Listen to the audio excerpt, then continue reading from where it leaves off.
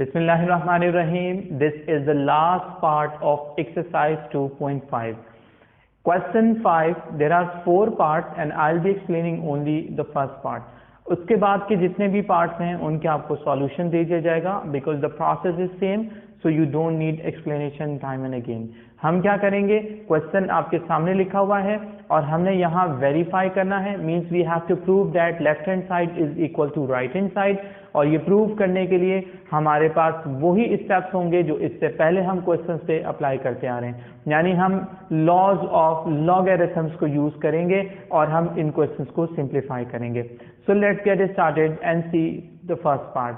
अब देखें क्या दिया जा रहा है. It is log of 7 to the base 5 into log of 25 to the base 7 and we need to prove that it is equal to 2. ये 2 के बराबर है, ये हमें प्रूव करना है. अब आप देखेंगे कि क्योंकि यहाँ लिखा था वेरीफाई दैट, तो इसलिए मैंने हेडिंग में लिखा वेरिफिकेशन, सॉल्यूशन नहीं लिखा. तो आप ये पॉइंट याद रखेंगे कि अगर कभी लिखा है प्रूव दैट तो आप लिखेंगे प्रूफ, और अगर लिखा है वेरीफाई दैट तो आप लिखेंगे वेरिफिकेशन, और लास्ट में फिर हम लिखेंगे वेरीफाइड. तो अब जब हमने इसकी लेफ्ट हैंड साइड ली तो लेफ्ट हैंड साइड को हम सिंप्लीफाई करेंगे. जो भी स्टेप्स बनेंगे हमारा लास्ट जो आंसर आना चाहिए वो 2 आना चाहिए. तो हम देखते हैं कि ये क्वेश्चन क्या है. यहाँ लिखा है क्वेश्चन. अब क्वेश्चन में हम ये देखेंगे कि 25 जो है ये किसी भी नंबर का स्क्वायर बन सकता है, यानी एक परफेक्ट स्क्वायर है, ये 5 स्क्वायर है. हम इसे लिखेंगे 5 स्क्वायर. हमारा पहला स्टेप तो बहुत ही आसान है, तो हम लिख लेंगे log of 7 to the base 5 into log of 5 square to the base 7. ये हमने लिखा. लिखने के बाद अब ये देख सकते हैं कि ये पावर है, और आप जानते हैं कि according to the third law of logarithm जो पावर है हम उसे एज अ प्रोडक्ट लिखते हैं, यानी इसे हम शुरू में लिख देंगे. जहां कोफिशिएंट नॉर्मली लिखे जा रहे होते हैं यहाँ लिखा जाएगा, तो हम इसे शुरू में लाके लिख देंगे. 2 यहाँ पे लिखा जाएगा. तो हम क्या लिखेंगे इसे, हम लिखेंगे log of 7 to the base 5 into 2 log of 5 to the base 7. ये याद रखिएगा कि जिस स्टेप में आप जो लॉ अप्लाई करेंगे तो यू विल शो इट. अब हम यहाँ शो करेंगे, यहाँ सेंस का निशान लगाएं. आप चाहें तो नेक्स्ट लाइन में लिखें, और अगर यहाँ सफिशिएंट जगह है तो आप यहीं लिख सकते हैं.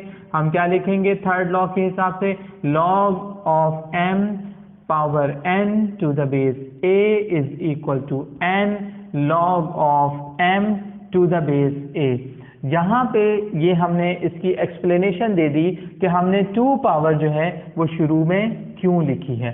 यहाँ लिखने के बाद अगर आपको चेंज ऑफ बेस रूल याद है या बेस चेंज रूल आपको याद है, तो हम उसके हिसाब से देखेंगे कि ये कैसे लिखा जा सकता है. मैं इसे लिखूंगा मल्टीप्लाई, यहाँ लिखेंगे 2, इसे भी हम ब्रैकेट में लिखेंगे. लेकिन क्या मैं इसे लिख सकता हूँ log of 7 upon log of 5? बिल्कुल लिख सकते हैं, क्योंकि आपने ये पढ़ा इससे पहले कि ये 4th रूल जो है उसके हिसाब से लिखा जा रहा है.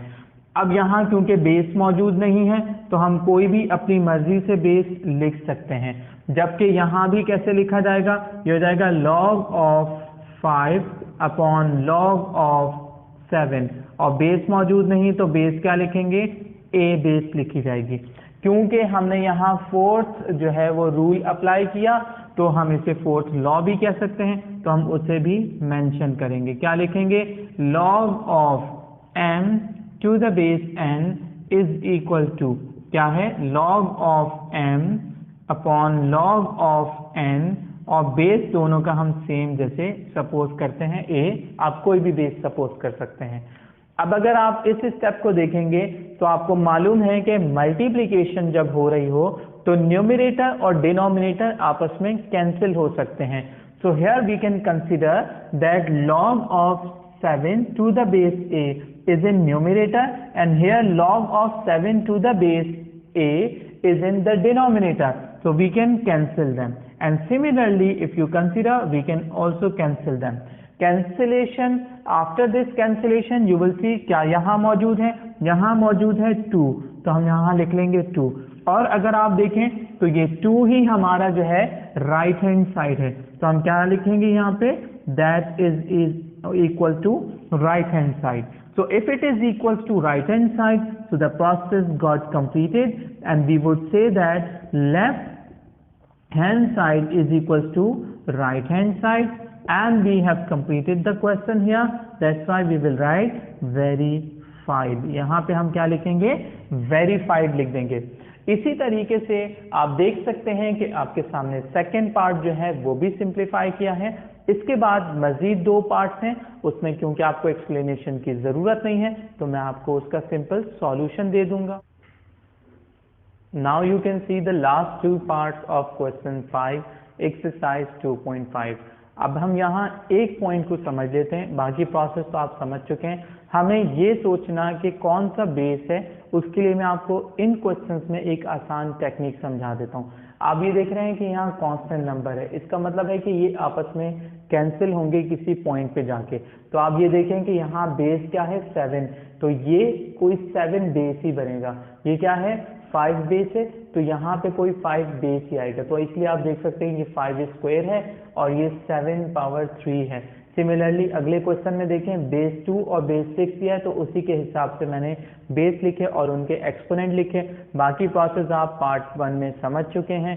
इसी तरीके से ये 2 क्वेश्चंस आपके सामने मौजूद हैं. आई होप आपको ये शॉर्ट वीडियो पसंद आई होगी. इसके बाद आपसे मिलते हैं नेक्स्ट वीडियो में जिसमें सॉल्व की जाएगी एक्सरसाइज 2.6.